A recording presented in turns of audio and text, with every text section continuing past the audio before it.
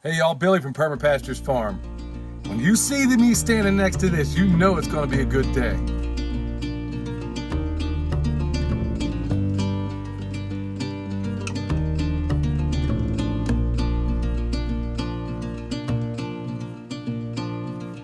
All right, y'all, before we get into it, I just want to remind everybody out there, my friend Justin Metcalf over at Metcalf Mills, he's off and running. This is what you've been waiting for. This is the exciting news I wanted to announce. He's over there, got a Kickstarter. It's linked up there. Check it out. Please give as much as you can. It is, of all the things I've seen on Kickstarter, it's the only thing that's worthwhile, in my opinion. All right, let's get into it. So what do we got here? First of all, let me back up a little bit. We canceled this order, but they sent them anyway. And so I was in a bind because the whole reason we canceled is because we didn't get the next terrace built. We also don't have a swale down there that we anticipated. There's so many things we intended to do and it didn't happen, but check it out. They sent it anyway. And I said, hey, what's up? I called up. They basically said, look, dude, it's going to cost more for us to take them back. We're basically going to give them to you. I mean, that's kind of how it went. I wasn't cool with that. So anyway, I gave them a little bit of money. But anyway, it wasn't my fault, but they're here, so I got to do something with them. Now, this particular variety of apple, I bought the patent on it. It's an Evercrisp. And look, y'all, I am going to tell you the truth. They had these down at a place in Hendersonville, North Carolina, a little while ago. They didn't have any last year, and people literally lost their ever-loving mind because, without a doubt, this is the best apple I've ever put in my mouth. In fact, a couple of years ago when I had them, y'all, they have all the benefits of a Honeycrisp and a Fuji, longevity, and they actually get better with age. And from a preparedness standpoint, remember, all the videos we do today, you're going to notice, especially today, why there is a preparedness quotient to everything we do, okay? So why apples? Why am I such an apple nut? Why do I go absolutely crazy and nuts for apples? Well, let's think about it from a preparedness standpoint. And let's think about it the way your great-grandparents would have thought about it as well. Apples are coming around at the time of year when pretty much every other fruit is going by the wayside, you dig? I mean, think about it. Not only can you have fresh fruit at that time of the year, it goes well with savory dishes, it goes well with sweet dishes. I mean, how many fruits can actually do that? But the best part about them, and what really goes into the apples that we choose, is its longevity. Now, there's other apple varieties out there. There's a lot of old Southern apples. In fact, there was a book written by a guy named Lee Calhoun. I really wanted to meet that man, but he died before I ever got a chance to it. He's actually here, or was here in North Carolina. And he took all these old Southern apples, and he found out there's an awesome history on it. Danny King down in Deep South also has a book. There's all this wonderful history about apples and in the South. And believe it or not, before Sherman's March to the Sea, the South was really the place to go for a lot of cool, unusual varieties of apples. But from a preparedness standpoint, that's part of why you're watching this, right? From a preparedness standpoint, there are people, and I know of some. I remember knowing a guy in Kansas who would literally take his apples, wrap them in newspaper, and bury them underground, and would eat them all the year until apple season came back around again. So they store exceedingly well. Apples, I mean, there's nothing more American that people love than apples, right? And I'm one of them. So let's talk about how they're going to be in this landscape. All right, y'all, let's talk about what we got first of all, because not only are we going to be planting a few of these apples, you're going to learn some really, really cool techniques and figure out how they work out in this landscape. Now, here below, you see this here. This is a Honeycrisp, all right?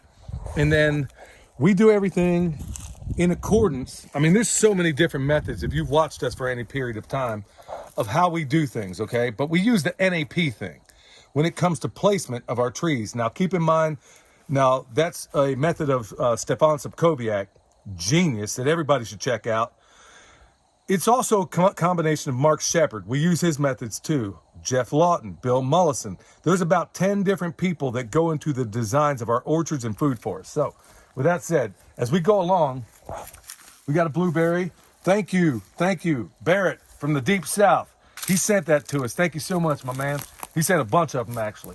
Then we got another fruit tree, apricot. And then we have a nitrogen fixer. You dig. So it's basically a nitrogen fixer, apple, pear. Nitrogen fixer, apple, pear. Now, it doesn't have to be an apple or a pear. It's just basically a tree that fixes nitrogen down into the soil for the benefit of your productive trees. And believe me, it makes a massive difference. Not only do we have that, we have 2 productive trees, and then the same thing again. It can be cherry, it could be apricot, it could be anything, but you get the point. And here as we go, we're moving along. And then just a little stop here for a moment. We have one of these branches tied on with a prusik knot. Go back and watch that knot video we did a while back. I'm basically training this branch, okay? This is one of the projects I did for my Patreon channel. Check us out over there. Basically, I'm holding it on there, and that's a method called expellier, or as they say in France, expellier.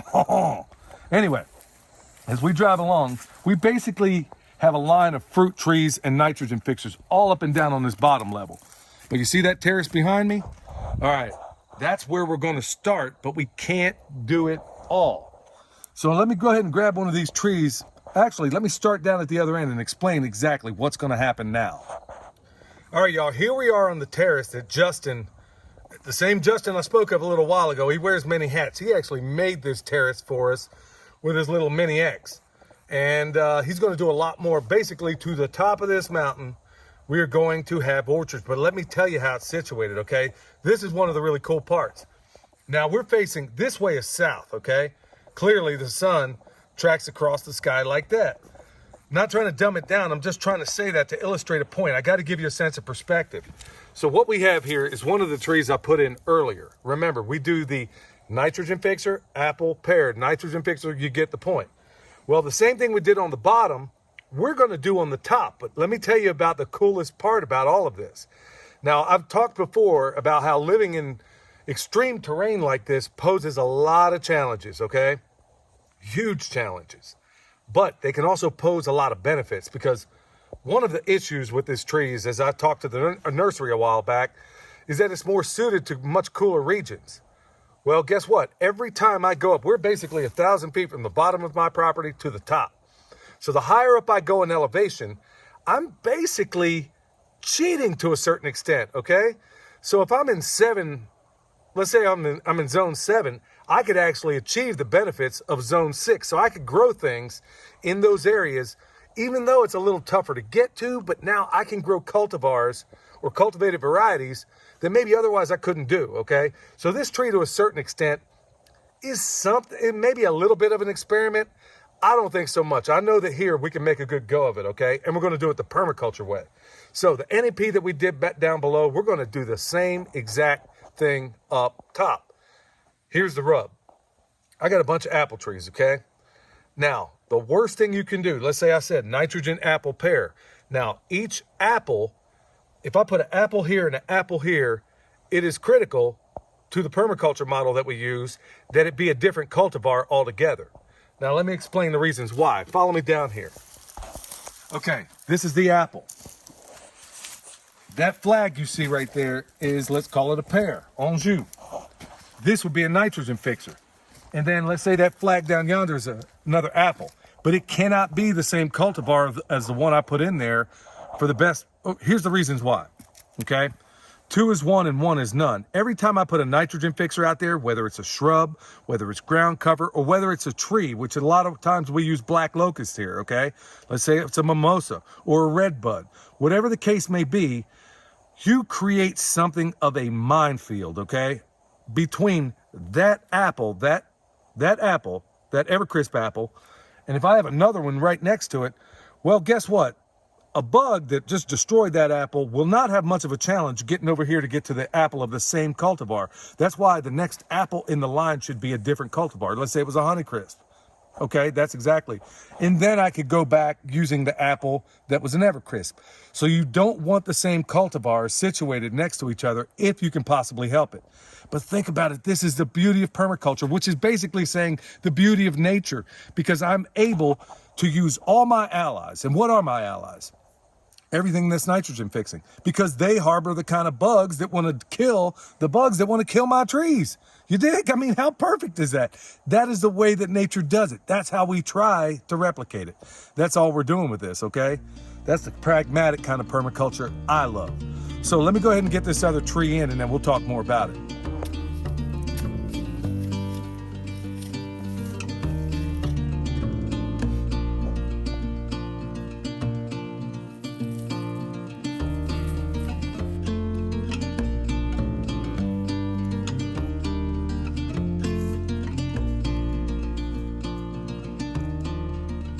All right, now that it's in, we got a couple of things. That happens sometimes with the shipping on these things.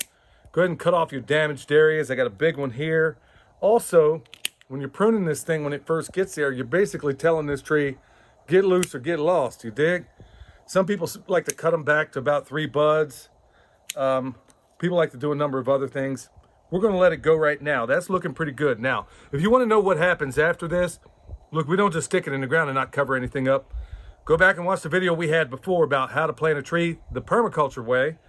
Okay, here's where we get down to brass tacks, y'all. Here's what's exciting.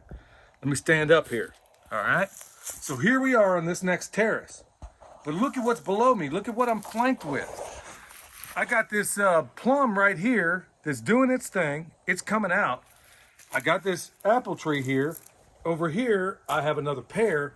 But you know what's the coolest part about all this? Is that because I'm in this elevation, I can situate my trees even closer than I ordinarily would because I'm going up this side of this mountain, you see? Now what's happening is, now think about this, the sun's shining this way. And the cool thing about it is nothing is being shaded out in terms of trees, so I can situate them closer.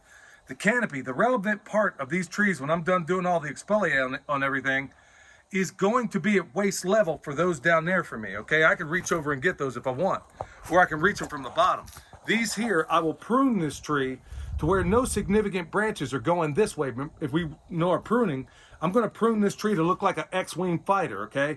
It's not gonna be going this way, and it's not gonna be going this way. I don't want it in the aisle that I need to walk in, okay? So any branches that come this way, I'll deal with decisively.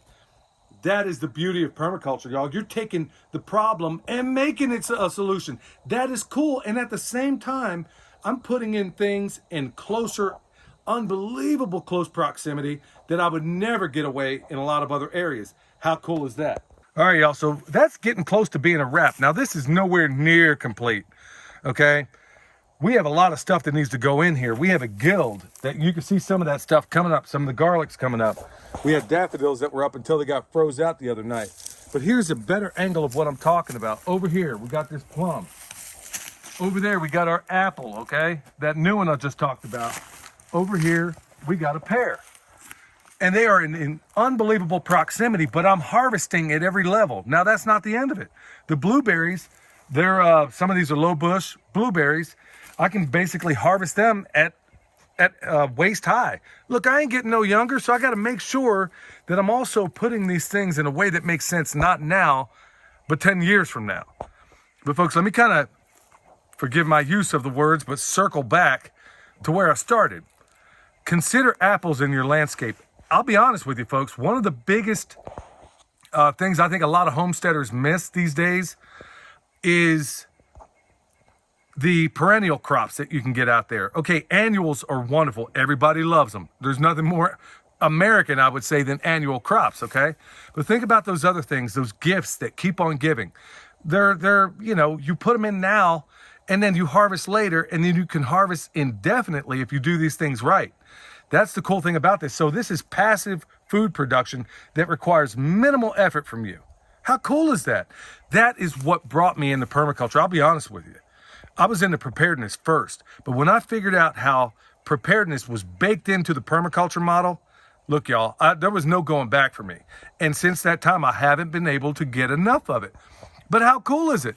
Because now here we are doing this stuff, passing it on to you, giving you all this wonderful knowledge and advice. And thank you, all you people that reach out and tell us how this stuff is making a difference in your life and how you're doing wonderful things with it.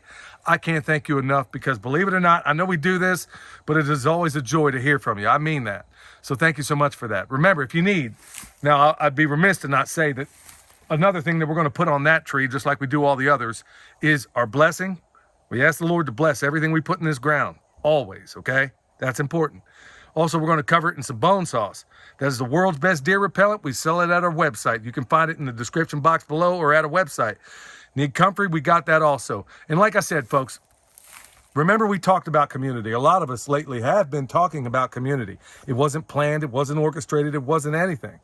But the truth is, I want you to go, if you have time, go back and check out the crowdfunding thing with Justin Metcalf talking about, look, this could be revolutionary in the biggest ways. We don't need to go to the General Mills and all these others out there, y'all. We need our own millers. We need our own town criers. We need our own everything. And it all starts right here. It starts with projects like that.